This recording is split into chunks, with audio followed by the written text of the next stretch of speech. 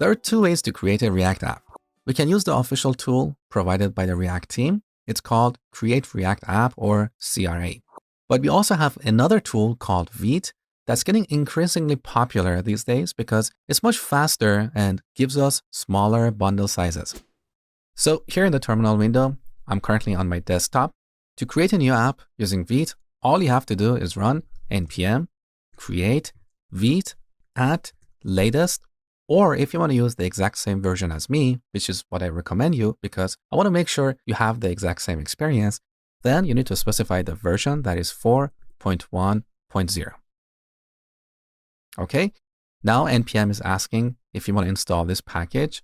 Let's proceed.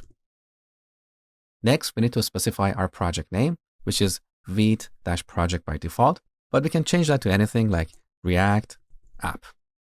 Next, we need to select a framework. So using Vite, we can create any kind of JavaScript project. We can use vanilla JavaScript, which is JavaScript without any third-party tools.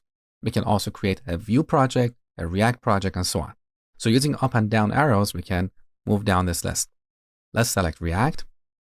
Next, we need to select a language. So here we have JavaScript and TypeScript. We're going to use TypeScript in this course. Good. So now we have a new project. Next, we need to go into this folder, install all the third-party dependencies, and run our web server. So let's cd into the React app folder and type npm install or npm I, that is shorter.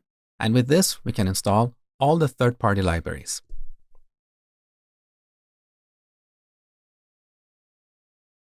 All right, now we need to open this project in VS Code. To do that, we type code period. If this doesn't work on your machine, simply drag and drop that folder into VS Code. Now here in VS Code, we can open an embedded terminal by pressing Ctrl and backtick. If this doesn't work on your machine, just go to the terminal window and open a new terminal. You can also see the shortcut right here. So this is our embedded terminal.